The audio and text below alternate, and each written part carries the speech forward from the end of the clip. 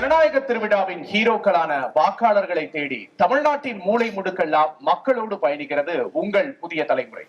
அந்த வகையில இன்னைக்கு சென்னை மாவட்டம் ராயபுரம் பகுதியில இருக்கிறோம். ராயபுரம் அப்படின்னாலே பரபரப்பான துறைமுகம், பழமையான ரயில் நிலையம்னு நிறைய அடையாளங்கள் இருக்கு.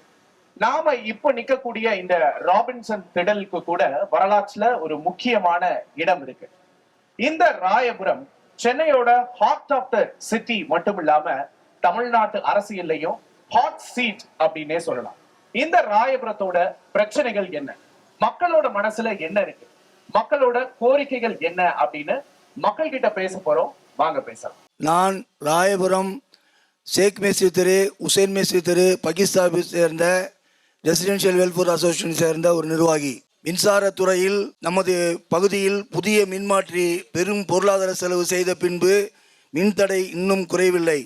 அதேபோல் மெட்ரோ வாட்டர் டிபார்ட்மெண்ட்டில் தெரு அடைப்பு அடிக்கடி அடைபடுவது வருகிறது. அதுக்கு அதிகாரிகளை சந்திக்க போனால் பிராடிக்கல் செக்அப் செய்யுங்க அப்படின்னு சொன்னால் எங்களுக்கு ஆள் பற்றாக்குறை இருக்கிறது என்கிறார்கள்.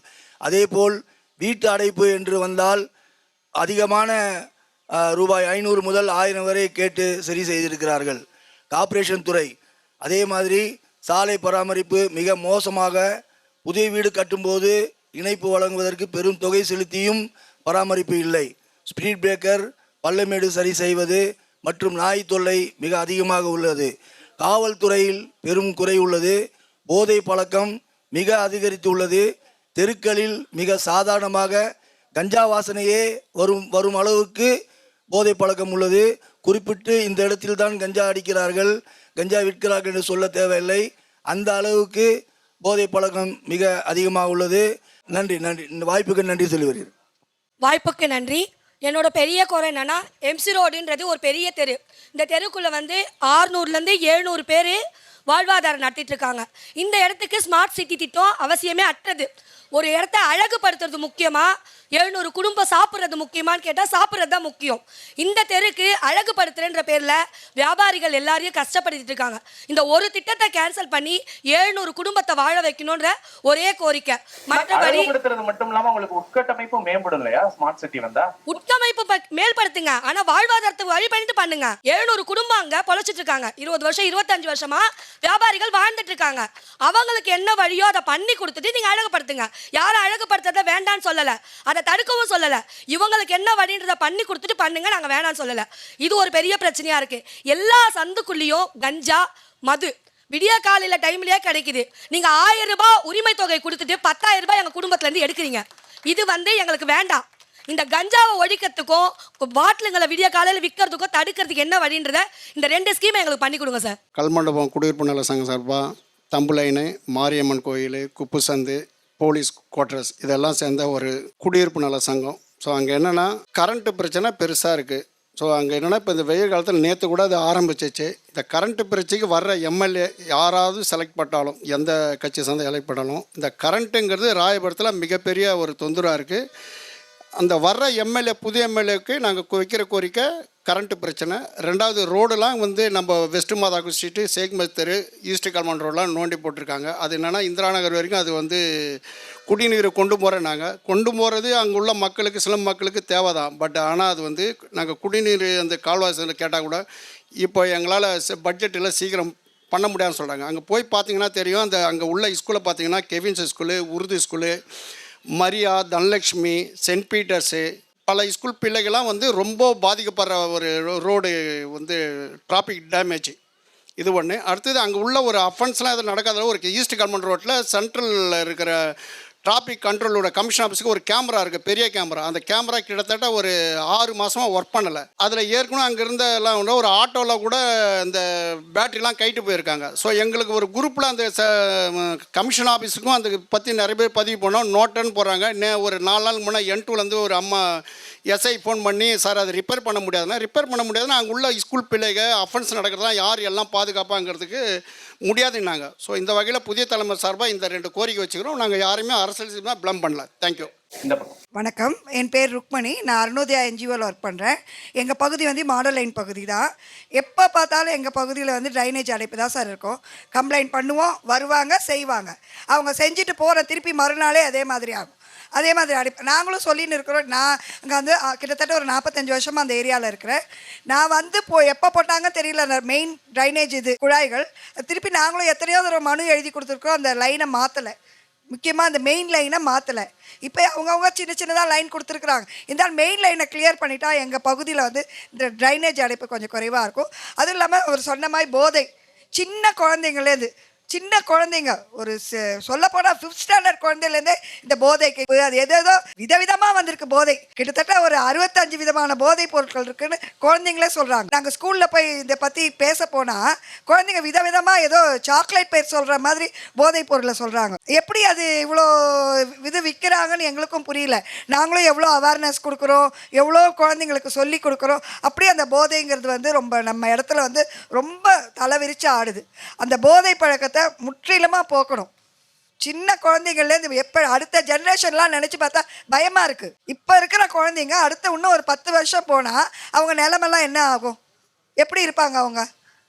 இப்பயே அந்த போதைக்கு அடிமை. அதனால் முக்கியமாக அந்த போதை பழக்கத்தை பகுதியிலேருந்து இது பண்ணணுங்கிறது என்னுடையது. நான் வந்து 53வது வட்டத்தில் இருக்கேன், போஜராஜ நகருங்க ஏரியா. எங்கள் ஏரியாவில் பார்த்தீங்கன்னா மெயின் பிரச்சனை வந்து ட்ரைனேஜ் பிரச்சனை, வாட்டர் பிரச்சனை இருக்குது சார். ரோடு பிரச்சனை நிறைய இருக்குது. சொல்லப்போனால் வடசென்னை வளர்ச்சி பாதைக்கு செல்லவில்லைன்னு தான் சொல்லணும். இது எல்லாருக்குமே தெரியும். ஏன்னா அந்த மாதிரி இருக்குது. இப்போ வரவங்களும் சரி எங்களை வந்து ஒரு மனுஷனாகவே பொருட்டாக எடுத்துக்க மாட்டேங்கிறாங்க. இப்போ வர ஜெனரேஷன் பார்த்தீங்கன்னா அவ்வளோ மோசமாக இருக்குது சார். சின்ன பசங்க பல்லு முளைக்காத குழந்தைங்களிலிருந்து பல்லு போன கிழங்குகள் வரைக்கும் இன்றைக்கி பாதுகாப்பு கிடையாது. இது முதல்ல வந்து சரி செய்யணும் சார்.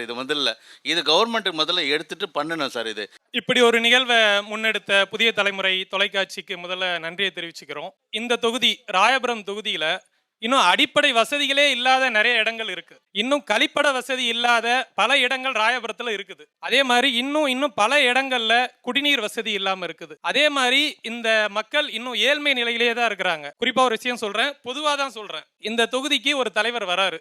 அந்த தலைவரை பார்க்கறதுக்கு 300 ரூபா கொடுத்து ஆட்களை திரட்டிட்டு வராங்க.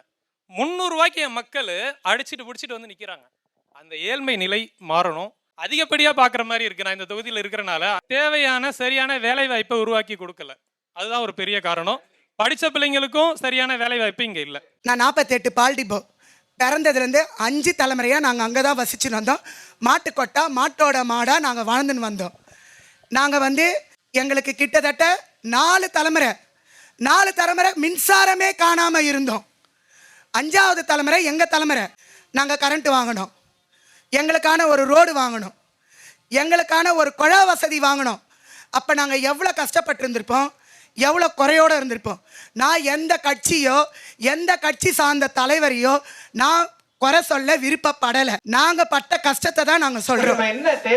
இப்போ எங்களுக்கு வந்து அங்கே வீடு வந்து மாற்று வீடு கொடுத்துட்டாங்க. மாற்று வீடு கொடுக்கும்போது இப்போ இருக்கிற முதலமைச்சர் ஐயாலாம் எங்களுக்கு வீடெல்லாம் டோக்கன் போட்டு எல்லாருக்கும் அலாட் பண்ணி எல்லாம் கொடுத்தாங்க. மேலே இருக்கிறவங்க கரெக்டாக எங்களுக்கு செய்கிறாங்க. அது வந்து மக்களை சேரலை. எங்களுக்கு குடிநீர் வசதியில் வந்து தண்ணி தான் ப்ராப்ளம். இப்போ நாங்கள் பிறந்து வந்தது அதே ஊர் தான், ஓகேங்களா. தண்ணி நல்லா இருந்தது. இப்போ சில வருஷங்களாக எங்களுக்கு தண்ணியில் வந்து டைனேஜ் கலந்து வருது. அது இல்லாமல் எங்கள் வாழ்வாதாரம் இதை பாதிக்கப்படுது. தண்ணி ப்ராப்ளம் ஒன்று. 2வது வந்து சொத்து வரி எல்லா வரியும் ஏற்றிட்டாங்க. தண்ணி வரி எங்கள் தண்ணியே எங்களுக்கு வரல. எங்களுக்கு தண்ணி வரையெல்லாம் கொஞ்சம் தண்ணி வரி ஏற்றிக்கிறாங்க. அதெல்லாம் யார் கேட்குறது சொல்லுங்கள். இதெல்லாம் கம்மி பண்ணால் நல்லாயிருக்கும். எங்களுக்கு வந்து குறைன்னு சொன்னால் எவ்வளோ இருக்குது, யார் மேலேயும் நான் குறை சொல்கிறதுக்கு இல்லை. நாங்கள் இருக்கிறோம் 60 வருஷமாக இருக்கோம் அந்த கல்லறையில். அந்த கல்லறை ஓரத்தில் இருக்கோம். எல்லோரும் ஹவுசிங் போல் இருக்கிறவங்களே எல்லாருக்குமே பேர் எழுதி அலாட்மெண்ட்லாம் கையில் கொடுத்தாங்க. எங்களுக்கு 40 வீடு இருக்குது. அவங்களுக்கு இன்னும் வந்து அலாட்மெண்ட்டே கொடுக்கல. போட்டா பிடிச்சி போனாங்க. அதுவும் ஒரு சங்கம் தான் எங்களுக்கு சப்போர்ட் பண்ணி எங்களுக்கு போட்டா பிடிக்க வச்சு ஒரு சங்கம் தான். அவங்க தான் செய்தாங்க. எங்களுக்கோசம் அவங்க தான் போய் பாடுபடுறாங்க, செய்கிறாங்க. எங்களுக்கு அலாட்மெண்ட்டே கையில் கொடுக்கல. கேட்டால் நீங்கள் வீடு பூட்டு போட்டு சாவி கொடுங்க, நாங்கள் அப்புறம் அலாட்மெண்ட் தரேன்றாங்க. எதை நம்பி நாங்கள் கொடுக்க முடியும்? அது ஒன்று. ரெண்டாவது எங்களுக்கு டைனேஜ் போட்டு கொடுத்தாங்க. அதுவும் அடுப்பு எடுக்கவே மாட்டாங்க. எப்படி நாங்கள் குழந்தைங்க வச்சு நாங்கள் கஷ்டப்படுறோம். கரண்ட்டு அப்பப்போ அடிக்கடி கரண்ட்டு போகுது. குழந்தைங்க வச்சு ஒரே நாத்தறியுது. வீட்டில் இருக்க முடியல எங்களால். நாங்கள் யார்கிட்ட போய் குறை சொல்ல முடியும் சொல்லுங்கள்? யார்கிட்ட சொல்லாமல் ஏமா அவங்க கார்பரேஷன் அந்த இதுகிட்ட போய் சொல்லுங்கள், மெட்ரோ வாட்டில் சொல்லுங்கள், அங்கே போய் நாங்களாம் அங்கே இதுக்கெல்லாம் கார்பரேஷன் போய் சொல்லுங்கள். எவ்வளோ பேர் இப்போ எத்தனை மண்ணு நாங்கள் எழுதி கொடுக்க முடியும்? தண்ணியே வந்து தண்ணி ஆகுது. அதில் ஒரு சங்கம் தான் எங்களுக்கு போட்டு கொடுத்து தண்ணிக்கிடும். அதை கூட ஒரு பையன் சண்டை போட்டு அந்த வண்டியை நிறுத்திட்டாங்க. தண்ணிக்கு ரொம்ப கஷ்டமாக எங்களுக்கு எதுவுமே சொல்ல மாட்டாங்க. ஐயா குழந்தைங்களை வச்சிருக்கேன் அப்படின்னு சொல்றீங்க, அது எவ்வளவு டே டு டே லைஃப்ல எவ்வளவு ஸ்ட்ரகிளா இருக்கு, எவ்வளவு கஷ்டப்படுறீங்க? தண்ணி பாத்ரூம் ஃபுல்லாக அடிச்சிடுது. பாத்ரூம் போகிறதுக்கு வழி இல்லை. எல்லாம் 40 டைனியும் அப்படியே அடிஞ்சிடுது. அது எடுக்க கூப்பிட்றோம். நாங்கள் எல்லாம் போய் கூப்பிட்றோம், வரமாட்டேன்றாங்க. அங்கே போய் கட்டா அங்கேன்றாங்க, அங்கே கட்டாது, இங்கே போக சொல்கிறாங்க, இங்கே போட்டோம், அங்கே மூளை கத்தனை போய் பாருன்றாங்க. நாங்கள் யாரை போய் கேட்குறது? நாங்கள்லாம் இல்லைம்மா அப்படின்றாங்க. நாங்கள் யார்கிட்ட சார் குறை சொல்ல முடியும்? நாங்கள் போய் எந்த அதிகாரி வராங்க நாங்கள் கேட்க முடியும்? யாரும் வர்றதில்ல. சொன்னால் பிரச்சனை இது வரும், கோபம் வரும். அதான் ஓட்டு கேட்க வந்தாங்க, அதோடு நன்றி தெருக்கு வரல. யாருமே வரல, எதுவுமே வரல யாருமே. நாங்கள் அனாதையாக உட்காந்துக்கிறோம் அந்த இடத்துல. எங்களுக்கு வரல. எங்களுக்கு சப்போர்ட் பண்ணுற ஒரு சங்கம் இருக்குது, கட்சி இருக்குது. அவங்க தான் எங்களுக்கு தண்ணிக்கு ஹெல்ப்பு எல்லாம் பண்ணுறாங்க. நன்றி. நான் ராயபுரத்தில் வசிக்கிறேன். இந்த ராயபுரத்தோட வரலாறு என்னன்னு பார்த்தீங்கன்னா, ராயபுரத்தில் பொறுத்தவரை இளைஞர்களுக்கு விளையாட்டையும் சரி, அவங்களோட தொழில் முனைவர்களும் சரி உருவாக்கி கொண்டிருக்க தொகுதியாக தான் இந்த ராயபுரம் 5 வருஷத்துக்கு முன்னாடி வரைக்கும் திகழ்ந்திருக்கு. ஆனால் இன்றைக்கி பார்த்தீங்கன்னா இந்த ராயபுரம் தொகுதி போதை கலாச்சாரத்துக்கும் கள்ளச்சாராயம், கஞ்சா போன்ற கொடிய விஷப்பொருள் உற்பத்தியாகவும் மாறிக்கொண்டிருக்கு. இந்த வரலாறே இன்னைக்கு கடந்த 5 வருஷமா மாறிக்கிட்டு இருக்கு. அதுக்கப்புறம் பார்த்தீங்கன்னா இங்கே ராயபுரத்தில் இருக்க அனைத்து பொது கட்டிடங்கள், அரசு கட்டிடங்கள்லாம் பார்த்தீங்கன்னா இதுக்கு முன்னாடி இருந்த ஆட்சியாளர்கள் கட்டி கொடுத்தது தான்.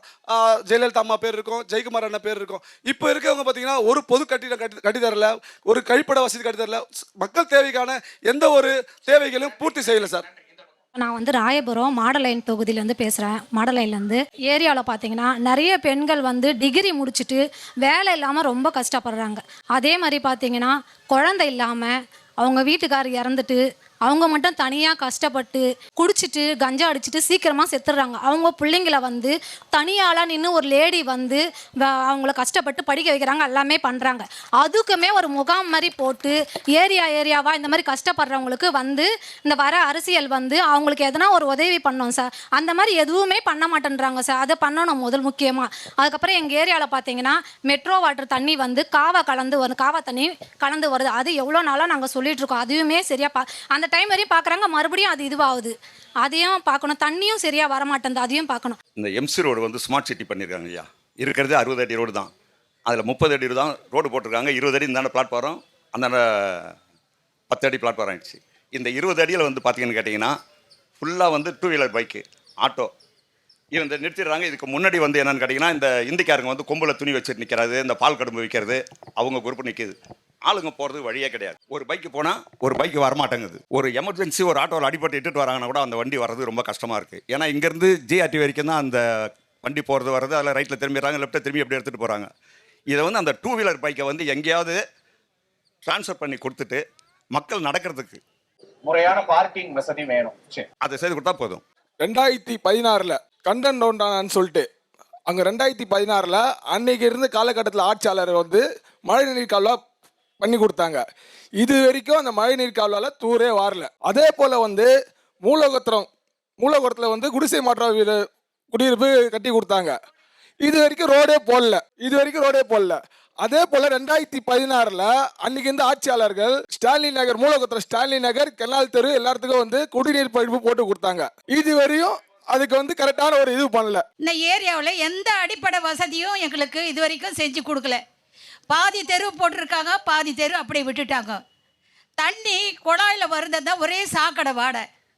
அதை தண்ணி உபயோகப்படுத்த முடியல. நாங்கள் ஒரு தீவுக்குள்ளே மாட்டுற மாதிரி, அதான் அந்தமான் தீவை விட மோசமான தீவில் நாங்கள் இருக்கிறோம். 65 வருஷமாக பார்த்துக்கிட்டு தான் இருக்கேன். குழந்தை பருவத்தை விட்டுருக்கேன். ஒரு 10 வயசுக்கு மேலே எனக்கு புத்தி விவரம் தெரியலைங்களா? அதுலேருந்து இது வரைக்கும் எந்த வசதியும் செஞ்சு கொடுக்கல. போஜராஜ் நகர்லேருந்து வந்துட்டேன். என் கல்யாணம் ஆகி 16 வருஷம் ஆயிடுச்சு. நான் ஆந்திராலேருந்து தான் இங்கே வந்திருக்கிறா, கட்டி கொடுத்தாங்க. ஆனால் அங்கேருந்து இங்கே வர்றதுக்கு பயப்படுறாங்க. தண்டவாளம் தாண்டி வர முடியல. கஞ்சா போதை எல்லாமே இருக்குது. எனக்கு ஒரு பொண்ணு இருக்குது.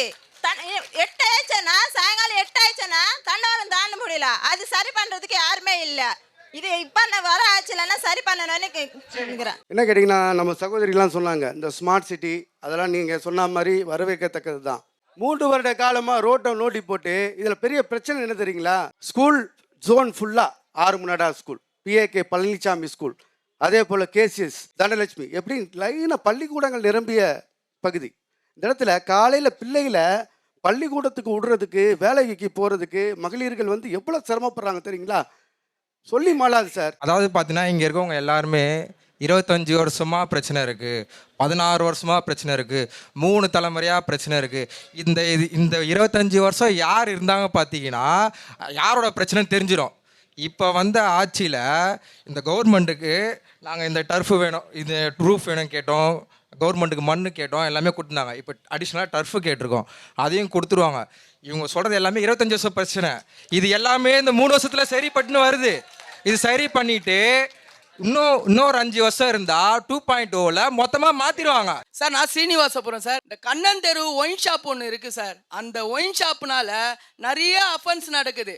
அதனால பசங்க காலேஜ் வேலைக்கு போயிட்டு வர்றதுக்கே ரொம்ப பயந்து சுற்றிக்கிட்டு வராங்க. அந்த புது சப்பேல ஒரு கேமரா இல்லை. அந்த சப்பேலே உக்காந்துன்னு தண்ணி அடிக்கிறாங்க, கெஞ்சா அடிக்கிறாங்க, எல்லாமே பண்ணுறாங்க.